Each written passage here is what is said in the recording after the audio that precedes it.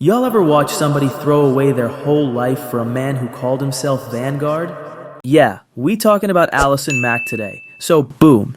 Y'all remember Smallville, right? That early 2000s Superman prequel where everyone was hot, dramatic, and allergic to therapy? Well, one of the stars of that show ended up in a whole sex cult. And not just in it, she was recruiting. Let's back up. So, Allison Mack. She's 18, been acting since childhood in movies like Camp Nowhere, Seventh Heaven, Honey, We Shrunk Ourselves. Basically the 2000s starter pack. Then, in 2001, life throws her a plot twist. She lands the role of Chloe on Smallville. Career popping, checks clearing. Life's good. But something feels off. That missing piece is about to wreck her whole timeline. Now, Allison's homegirl Kristen, also on Smallville, sees that Allison's feeling lost.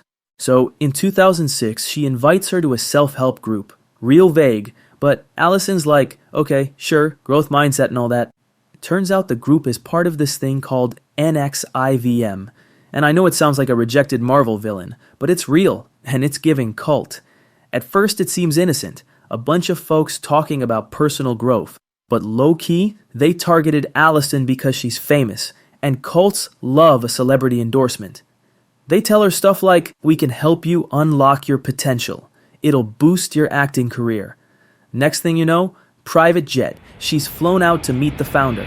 And this dude, name's Keith Raniere, but the group calls him Vanguard. You know how delusional you gotta be to nickname yourself Vanguard?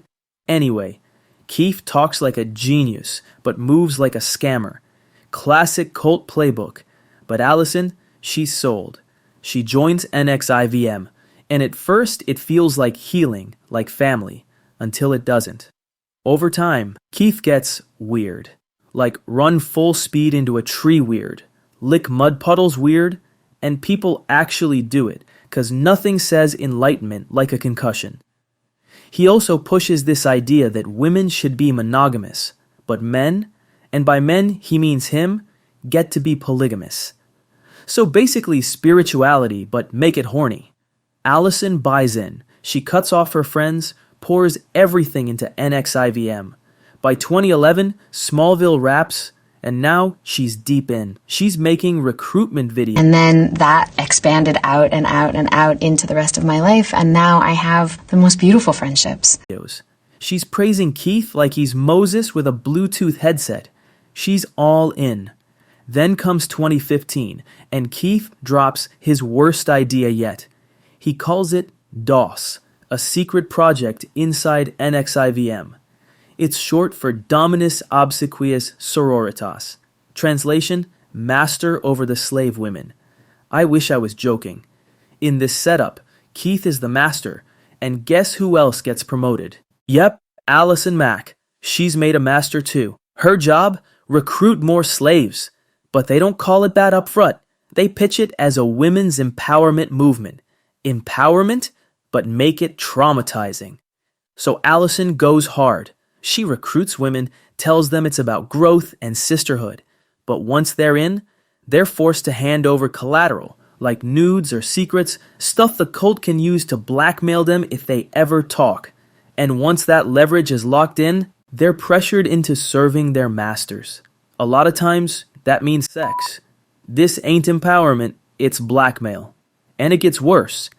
The women are branded, like literally, on their pelvis, with a cauterizing pen.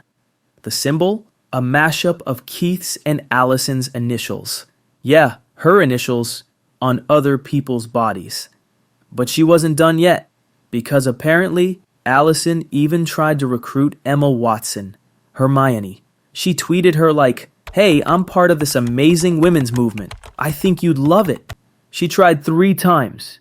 Emma didn't respond because Hermione ain't about to join no damn sex pyramid. Now from the outside, it looked like this cult had it on lock. Keith had over 50 slaves, allegedly. Allison was recruiting. People were branded. Collateral was collected. This thing could have gone on forever. Until life said, watch this. Some members finally snapped out of it. They realized, wait, This is kinda messed up, right? So they called the New York Times. And in 2017, boom, the story drops. Everything comes out. The abuse, the branding, the pyramid scheme of sex and control. And the world goes, wait, the girl from Smallville? FBI said, bet. They pull up an investigation. Keith flees to Mexico, Puerto Vallarta to be exact. But federal agents don't play. In 2018, with the help of Mexican authorities, they get him. Extradite him back to the US. Then they get Allison and a few other cult leaders. Allison takes a plea deal. She gets 3 years in prison. Keith, he gets charged with sex trafficking, conspiracy, and even sexual exploitation of a minor. Judge hits him with 120 years. Rock bottom got a basement. All because a woman looking for healing ended up following a man who called himself Vanguard. I should have known better, but delusion had snacks.